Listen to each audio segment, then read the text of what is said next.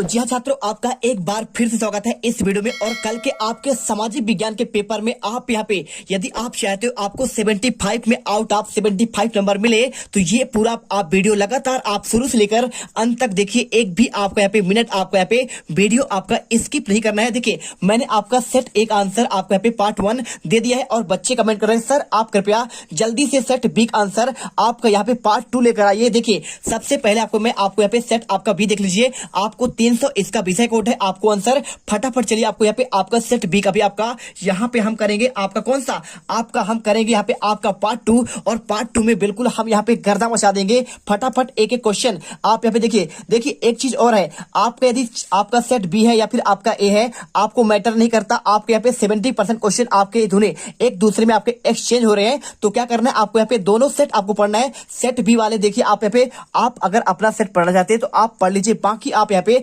Set ए को भी आपको यहाँ पे रेडी करना है क्योंकि क्वेश्चन पेपर आपके यहाँ पे कुछ आपके चेंज भी हो रहे हैं। ठीक है, देखिए कुछ आपके यहाँ पे इंस्ट्रक्शन दिए हैं, आप इन इंस्ट्रक्शन को पढ़ लीजिए। ठीक है, और इंस्ट्रक्शन पढ़ेंगे तो आपको यहाँ पे इंस्ट्रक्शन में कोई है नहीं आपका यहाँ पे, क्योंकि क्वेश्चन पेपर आपको यहाँ पे आपको सॉल्व करना है, ना कि आपको इंस्ट्रक्शन आपको कल के पेपर में आपको काम आएगा। ठीक है, चलिए फटाफट इनके आंसर देखते हैं। तो देखिए तो चलिए डायरेक्टली आपके यहाँ पे पेज नंबर 4 पर चलते हैं और पेज नंबर 4 से आप क्वेश्चन 6 से यहाँ पे आपका आंसर देखेंगे। फटाफट आंसर देखेंगे और आपका यहाँ पे इस वीडियो में आपको यहाँ पे पार्ट आपके 2 में क्वेश्चन नंबर 6 देखिए क्या क्वेश्चन लिखा है। क्वेश्चन आपका यहाँ पे आपका लिखा गया है, देखिए आपका 2 नंबर क्वेश्चन आपको पूछा है आपका उदारवाद का आपको अर्थ बताना है। 2 नंबर क्वेश्चन आप यहाँ पे देखिए आंसर आपको ये मिल जाएगा। देखिए क्वेश्चन आपका देखिए आंसर क्या होगा, यहाँ पे लिखा है उदारवाद का अर्थ। आंसर उदारवाद शब्द लातिन भाषा के मूल आपके आधारित है जिसका अर्थ है आपका आजाद। नए मध्य वर्गों के लिए आपको उदारवाद का अर्थ है व्यक्ति के लिए आजादी और मूल कानून के समक्ष सबकी आपका बराबरी। राजनीतिक रूप से उदारवाद की एक ऐसी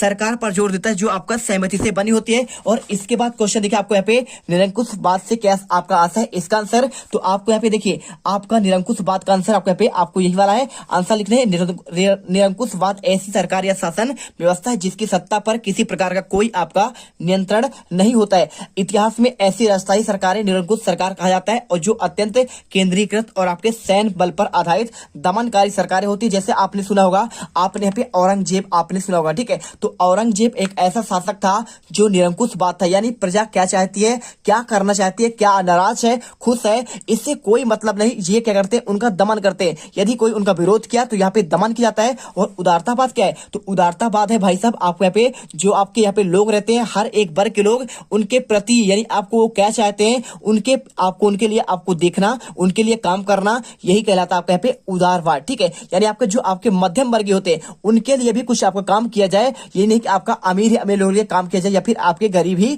गरीब के लिए। तो आपको समझ में आया, वीडियो अच्छी लगे दिल से वीडियो लाइक करिए। इसके बाद क्वेश्चन देखिए आपको यहाँ पे 7वां, रेशम मार्ग क्यों आपका महत्वपूर्ण है, आपको ये क्वेश्चन करना है। और इसके बाद देखिए क्वेश्चन आपका अथवा का कारण ला क्या है, आपको ये आंसर करना है। चलिए आपको यहाँ पे दोनों के आंसर देंगे, हम आपको यहाँ पे एक एक क्वेश्चन का आंसर यहाँ पे देना चाहते हैं।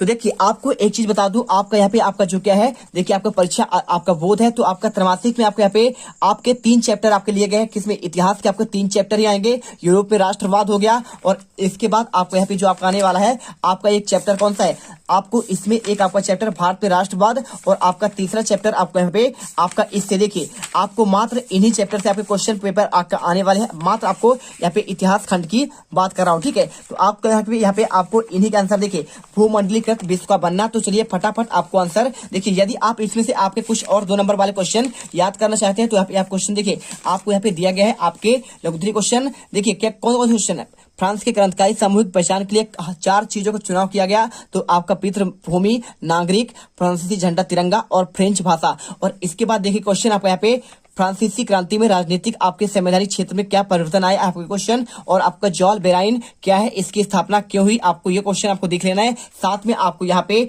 आपको याद करना है कौन क्वेश्चन, आपका यहाँ पे क्वेश्चन देखिए आपको यहाँ पे क्वेश्चन आपको यहाँ पे साथ में फ्रेडरिक सॉर्यू कौन था, आपको आंसर फ्रेडरिक सॉर्यू एक फ्रांसीसी कलाकार था जिसने 1848 में चित्रों की आपका एक श्रृंखला बनाई थी और उसने सपनों का एक ऐसा संसार रचा जो उसके शब्दों में जनतांत्रिक और सामाजिक गणतंत्रों को मिलकर बना था। ठीक है, और इसके साथ आपका जनमत संग्रह क्या है, आपको ये आंसर देखिए। जनमत संग्रह एक आपका प्रत्यक्ष मतदान प्रक्रिया है जिसके जरिए एक ऐसी क्षेत्र के सभी लोगों के साथ आपका प्रस्ताव स्वीकार या अस्वीकार करने के लिए पूछा जाता है। ठीक है, और इसके साथ 1804 की आपकी नागरिक संहिता क्या है, आपको आंसर देखिए।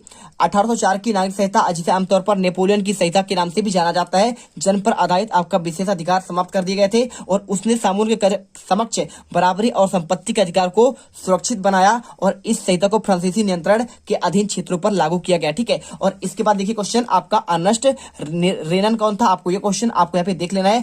साथ में आपको यहाँ पे क्वेश्चन नंबर 6, 1815 ईस्वी में कौन से यूरोपीय शक्तियों में आपको मिलकर नेपोलियन को हराया। देखिए ये क्वेश्चन आपको यहाँ पे किसके लिए आपके इंपॉर्टेंट है, आपके आने वाले वार्षिक के क्वेश्चन के लिए। तो आपको यहाँ पे इन क्वेश्चन को एक बार देख लेना, कल के पेपर में आपको यहाँ पे ये क्वेश्चन भी आपको देखने को मिल सकते हैं। चलिए अब इसके बाद क्वेश्चन आता है आपका रेशम मार्ग क्यों आपका महत्वपूर्ण था। इसका आंसर आपको यहाँ पे मिल जाएगा। आपको देखिए, आपको भारत में आपका राष्ट्रवाद, आपको इसी में इसका आंसर आपको यहाँ पे देखने को मिल जाएगा। देखिए आपको ये मिल जाएगा, देखिए आपको दिखाते हैं।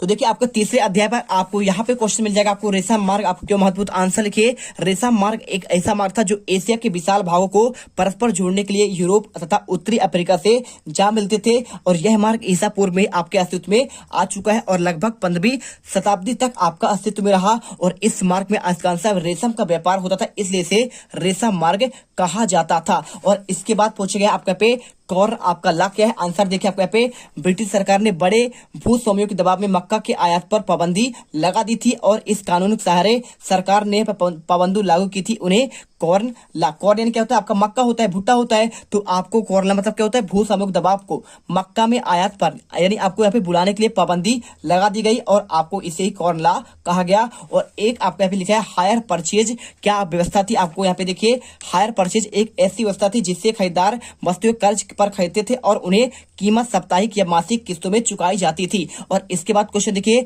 प्रथम विश्व युद्ध में सहयोगी राष्ट्र कौन थे। आपको यहाँ पे आंसर, इसे आपको क्वेश्चन आपका ऑलरेडी यहाँ पे आपको क्वेश्चन आपको इसी में मिल जाएंगे। देखिए क्वेश्चन आपका 8वां देखिए क्या लिखा है, बांगर क्या है, इसके साथ आपका अथवा क्वेश्चन आपका मृदा अपरदन क्या है, इसका क्या आपका तात्पर्य है। ठीक है, चलिए आपको आंसर इनका दिखाते हैं। तो यहाँ पर देखिए आपके जो इतिहास है, इतिहास के आपके 3 चैप्टर आपके यहाँ पे भूगोल के लिए गए हैं। कौन कौन से, आपका पहला आपका संसाधन एवं विकास और इसके साथ आपका यहाँ पे दूसरा चैप्टर और आपका यहाँ पे तीसरा। ठीक है, तो आपका इससे आंसर आया हुआ कौन सा क्वेश्चन, आपका यहाँ पे बांगर क्या है। आंसर आपको याद करना है, पुरानी जलोढ़ मिट्टी को बांगर कहते हैं और आपका नदियों द्वारा बहाकर निर्मित आपके प्राचीन मृदा है। ऊंचे भागों में पाई जाने वाली यह मिट्टी उन क्षेत्रों में मिलती है जहां पर नदियों का बाढ़ का जल नहीं पहुंच पाता। ठीक है, एक आता है खादर और एक आता है आपका बांगर। तो बांगर आपका यहाँ पे पुरानी आपका जलोढ़ मिट्टी का बांगर कहते हैं और जहां नदियों को जल आपका नहीं पहुंच पाता, बांगर स्लेटी रंग की चिकनी मिट्टी होती है और यह कम उपजाऊ होती है। इसमें प्राय कंकड़ कैल्शियम कार्बोनेट के आपके पाए जाते हैं। ठीक है, और इसके बाद देखिए क्वेश्चन आपका लिखा गया मृदा अपरदन कैसा तात्पर्य है। आंसर आपको मृदा के आपके कटाव और उसके बहाव की प्रक्रिया को मृदा आपका अपरदन कहते हैं। आपको आंसर अच्छे से याद कर लेना है। और साथ में देखिए क्वेश्चन आप चाहो तो ये क्वेश्चन आपको यहाँ पे देखने हैं, लेकिन आपको क्वेश्चन आपको ऑलरेडी यहाँ पे आपको यदि आप सेट ए और सेट बी पढ़ लेंगे तो ये सारे क्वेश्चन आपको यहाँ पे ऑलरेडी उसमें आपके यहाँ पे दिए गए हैं। आपको आंसर आपको यहाँ पे सेट ए और बी के अलावा कुछ पढ़ने की जरूरत पड़ेगी नहीं। देखिए क्वेश्चन आपको यहाँ पे लिखा है आपका नवा, भारत में कितने प्रतिशत आपके जीव जंतुओं को आपको लुप्त होने का खतरा है, कुछ आपके उदाहरण सहित आपको यहाँ पे समझाना है। ठीक है, चलिए आपको यहाँ पे आंसर इसके दिखाते हैं। आपके ये वाला क्वेश्चन आंसर आपको यहाँ पे देखिए क्या लिखना है, आपको यहाँ पे देखिए।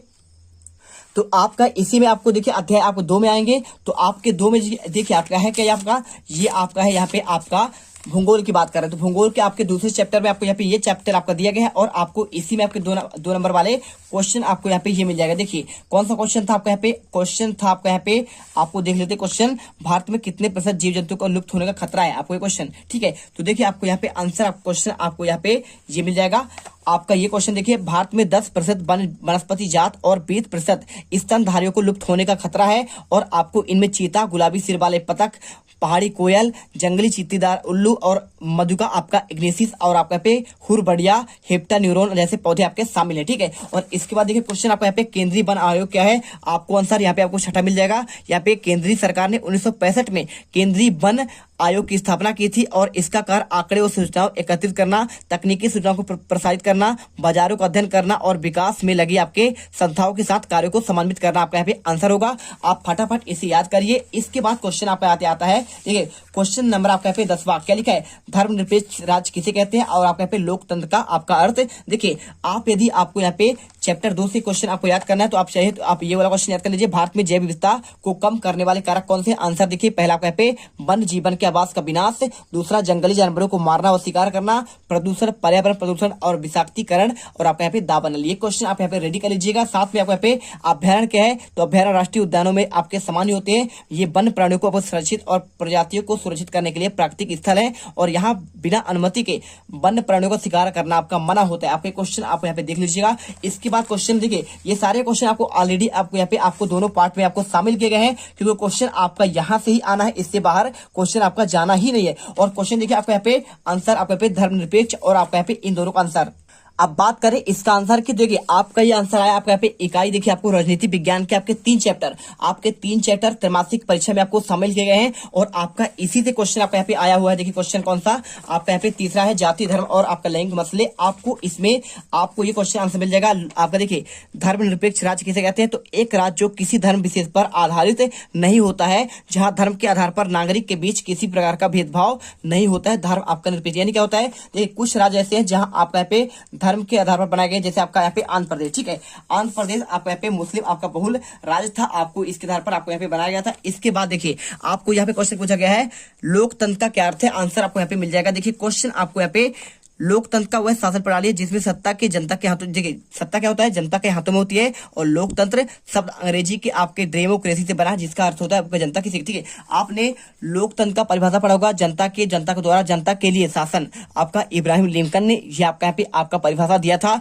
आपको पढ़ लेना। साथ में आपको यहाँ पे सांप्रदायिकता क्या है, जब किसी समुदाय विशेष के आपके लोग अपने संप्रदाय को श्रेष्ठ तथा दूसरे समुदाय को आपको हीन समझते हैं, उग्र रूप धारण करे, उसे कहते हैं सांप्रदायिकता, ठीक है। आपको ये क्वेश्चन भी आपको यहाँ पे एक बार आपको यहाँ पे देख लेना है। और भारत में विभिन्न समुदाय के आपके लोगों का प्रतिशत क्या है, देखिए हिंदू आपका 80% है, मुसलमान 14% और ईसाई आपका 2% और सिख आपके यहाँ पे सारे आंसर आप देख लीजिएगा। इसके बाद क्वेश्चन वर्ण व्यवस्था क्या है, जाति समूह को पदानुक्रम जिसमें एक जाति के लोग हर हाल में सामाजिक पायदान में सबसे ऊपर रहेंगे तो किसी अन्य जाति समूह के लोग को यहाँ पे क्रमांक उनसे नीचे रहेंगे। आप ये क्वेश्चन यहाँ पे देख सकते हैं। आपको क्वेश्चन देखिए आने की बात नहीं है, आप इसे पढ़िएगा, ठीक है। और आपको यहाँ पे देखिए क्वेश्चन में आपको यहाँ पे 10 तक आंसर कंप्लीट कर दिया हूं और आपका क्वेश्चन आपका यहाँ पे 11 से लेकर देखिए क्वेश्चन 11 से आपको यहाँ पे देखिए क्वेश्चन प्राथमिक क्रियाएं क्या है, द्वितीय आप क्रियाएं क्या है, इनके आंसर आपको यहाँ पे नेक्स्ट पार्ट में मिलेगा। तो फटाफट आंसर देखेंगे और अगले वीडियो पर यहाँ पे गर्दा मचा देंगे।